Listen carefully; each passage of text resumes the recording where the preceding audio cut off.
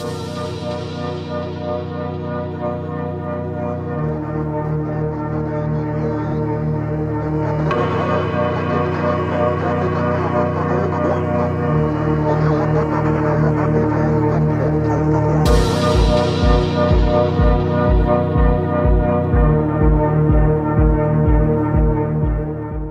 1959, mon meilleur titre de champion d'Europe.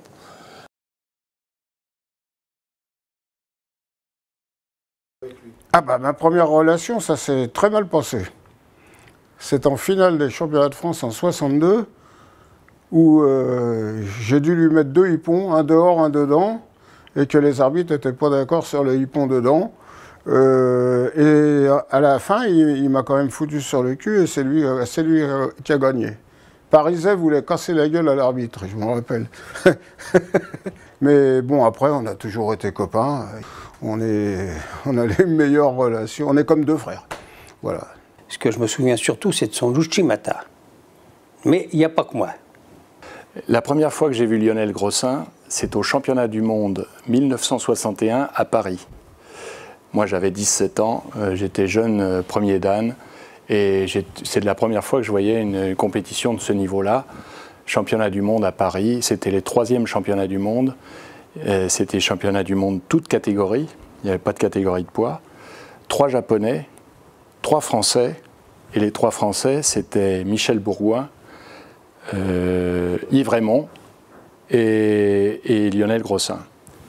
Et Lionel Grossin, à ce moment-là, c'était en toute catégorie. Lui, il faisait 80 kilos.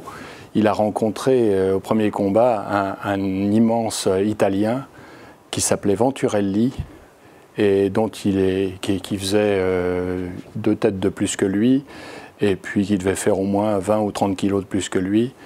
Et malheureusement, il ne s'en est pas sorti. Et c'est la première fois que je le voyais. Mais il m'avait impressionné par sa combativité, il avait tout essayé et il s'était vraiment très bien battu, mais il n'avait pas réussi à s'en sortir. Les autres Français non plus d'ailleurs. Hein. Je me souviens que Yves Raymond s'était fait battre par un Canadien et que Michel Bourgoin, malheureusement, avait rencontré Anton Gessing au premier tour. Donc les Français n'avaient pas été gâtés du tout à ce moment-là. Ça, c'est le premier souvenir que j'ai de Lionel Grossin. Et le deuxième souvenir, c'est au championnat d'Europe d'Essen en 1962, un an après. À ce moment-là, les championnats d'Europe avaient lieu en senior et junior. Les seniors et juniors se faisaient en même temps. Et moi, j'étais jeune junior, donc les seniors nous avaient pris sous leur coupe. Et moi, j'avais été pris sous la coupe de Lionel Grossin et André Bourreau. Et j'avais partagé leur chambre. Et pour moi, j'étais très impressionné parce que c'était ma première sélection en équipe de France. Donc, et être en plus avec des garçons comme eux, tous les 2 champions d'Europe, multiples champions d'Europe. Donc c'était très impressionnant. Je pense que je devais avoir 15 ans, quoi, à peu près. J'étais dans le poulailler à Coubertin et j'allais voir, je crois que c'était France-Hollande. Et donc il y avait Jacques Lebert et puis Lionel Grossin donc, qui combattaient. Donc je me rappelle, et donc il y avait une ambiance qui n'a rien à voir avec aujourd'hui. Si c'est des souvenirs qu'on parle, il n'y avait pas un bruit dans la salle. Et simplement des applaudissements ou des cris quand il y avait une technique, mais sinon il y avait un silence extraordinaire à Coubertin et c'était une autre époque. En 1963, nous sommes invités par le Japon au tournoi pré-olympique un an avant les Jeux. En fait, ils faisaient ça parce qu'ils prenaient les Européens et autres pour les examiner un peu plus près. Et donc on y va tous les 2. Et c'est vrai que là, la fédération, avec Robert Boulal d'Étienne, nous arrange pour nous de prolonger le séjour pour aller à Tenerife pendant 2 semaines à l'entraînement. Et là, c'est la souffrance de Lionel et moi. Et moi plus que lui, parce qu'en plus je suis plus léger, mais là-bas ça n'avait aucune importance. Donc là, on se serre les coudes, on est amis. On était déjà amis au bataillon de Joinville et on est restés très amis. On a formé une espèce de triplette avec Jacques Lebert aussi, puisqu'on a fait les mêmes compétitions en même temps.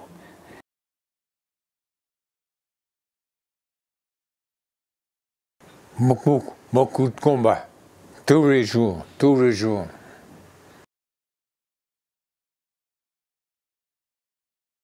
Ce qu'il avait de particulier, c'était un Uchimata qui était monstrueux. C'était le plus bel Uchimata de cette génération, quoi.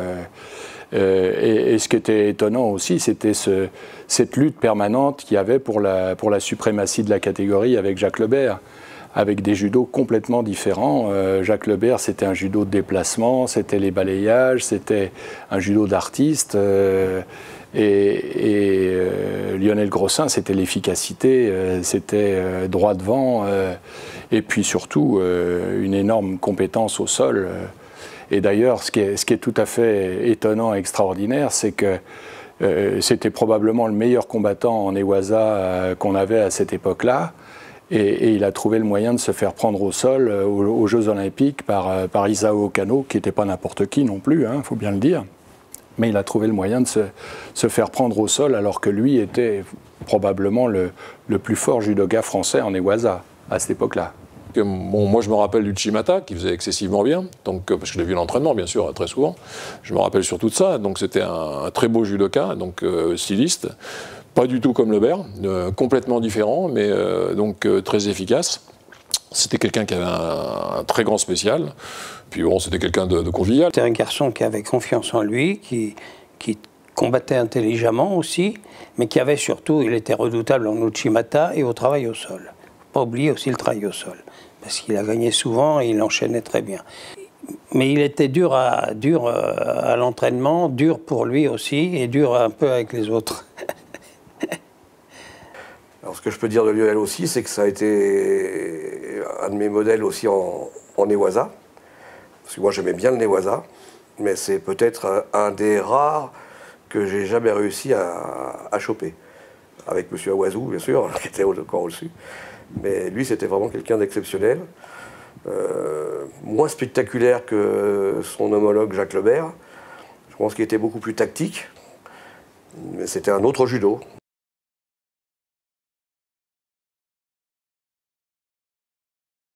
15-7. J'ai gagné 7 fois, elle a gagné 15 fois. Bon. Ben, au départ, je n'avais pas compris le système, quoi. Je prenais Uchimata, et au sol, je me faisais battre. Au sol, j'étais mauvais. Hein. Mais bon, mauvais moyen, quoi. Et bon, debout, ça allait. Quand j'ai compris comment il fallait faire pour ne pas tomber sur Uchimata, je tombais moins quand même. Puis j'arrivais à gagner de temps en temps quand même. Il y a beaucoup de choses qu'on ne peut pas raconter. Ah bah oui, il y a une anecdote, oui, mais bien sûr. Mais c'était au jeu de l'amitié à Dakar, où il avait dansé le tango avec le ministre de la Justice. Et alors évidemment, incident diplomatique, le colonel Crespin arrive en courant, « Norris, Norris !» Allez, allez, débarrassez-moi de Grossin, ça va faire un incident diplomatique. Alors je vais voir Lionel, Lionel, arrête tes conneries, viens, on sort. Hein, c'est le ministre de la Justice, il avait même piqué son chapeau. Alors, et il ne voulait pas sortir.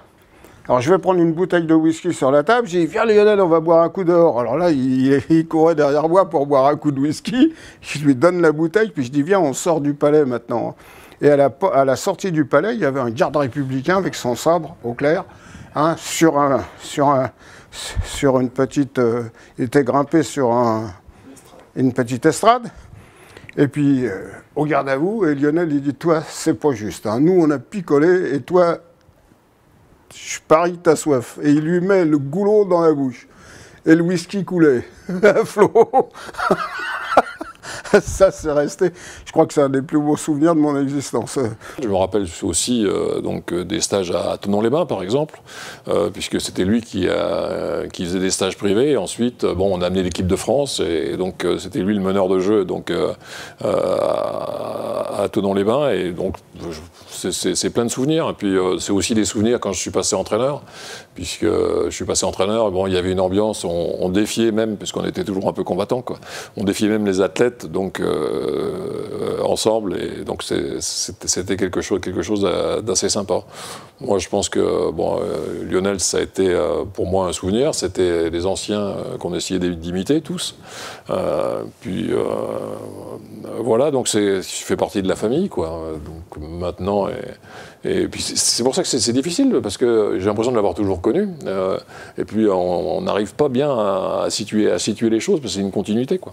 Et en Algérie, quand tu voyais l'un, tu voyais l'autre. Alors bon,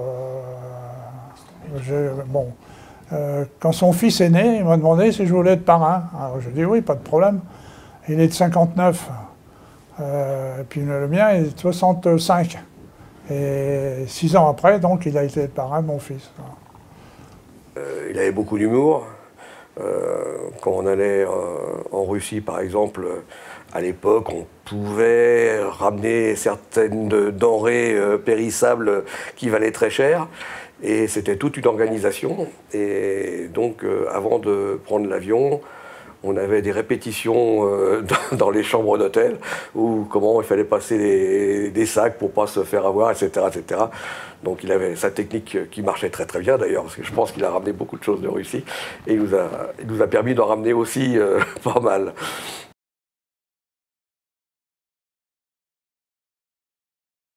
Ouais, champion. Champion et entraîneur. C'est la porte d'après.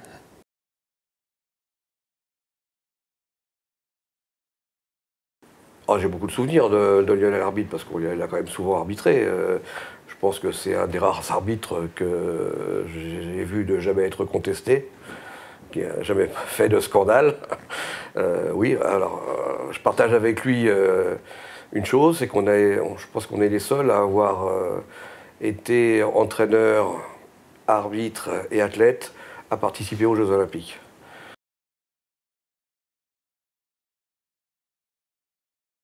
C'était un type qui avait du caractère. Je me souviens notamment, c'était un amateur de tarot avec l'équipe actuelle, avec Jacques Lebert, avec André Bourreau, avec Michel Lesturgeon, etc. S'il faisait des parties de tarot interminables où je ne comprenais rien, d'ailleurs je regardais, j'essayais de comprendre, je ne comprenais rien, où il s'engueulait sans arrêt. Il y en avait qui trichaient aussi. Mais des caractères de chiens mauvais perdants, comme c'est pas possible, tous autant les uns que les autres, hein. Puis ça s'est continué dans la génération qui a suivi, avec Patrick Vial, avec Guy Offray, ils étaient aussi mauvais joueurs les uns que les autres. C'était vrai aussi bien au tarot que quand on jouait aux boules, par exemple, c'était pareil. Mais je pense que ça fait partie du caractère des champions, et ça, Lionel en était l'illustration parfaite. C'était l'empathie qu'il avait envers ses athlètes. Il était gentil, il aimait les athlètes, mais des fois il savait se faire un petit peu entendre. Je me souviens d'un autre France-Allemagne senior cette fois-ci, où il était l'entraîneur. À l'époque, on faisait beaucoup de rencontres Allemagne-France, Russie-France, etc., etc. Et c'était équipe de 10, 2 par catégorie. Il y avait un tour, un temps mort, et on reprenait. Et sur le premier tour, on prend une danse. On prend une danse, et donc retour au vestiaire. Et là, Lionel, fermement, nous a bien recadrés, on peut dire. Et au retour, on a tous gagné. Ce qui fait qu'au total, on avait réussi à battre les Allemands. Très mauvais. À la belote, il a très mauvais caractère. Ah oui, il n'aime pas perdre, c'est sûr. Moi, bon, je perds, je gagne. Hein. Ce qu'il faut, c'est jouer pour moi. Moi, je dis pas qu'il a mauvais caractère. Pas vraiment, non. Il avait un caractère de champion. Hein. Un champion, c'est quelqu'un qui a du caractère. Hein. Il a beaucoup de caractère, mais vraiment, c'est quelqu'un de très bien. C'est un garçon qui a un mauvais caractère, un peu comme moi d'ailleurs, mais au fond, derrière tout ça, il a de la sensibilité. Il a un sens profond de l'amitié avec des amis qui sont des amis à la vie, à la mort, on pourrait dire.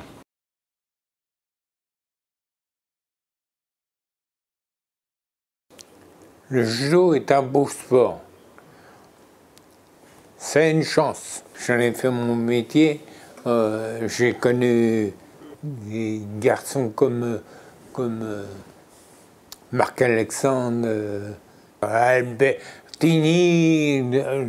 Jean-Claude Brondani, Jacques Norris, Bourreau, Lebert.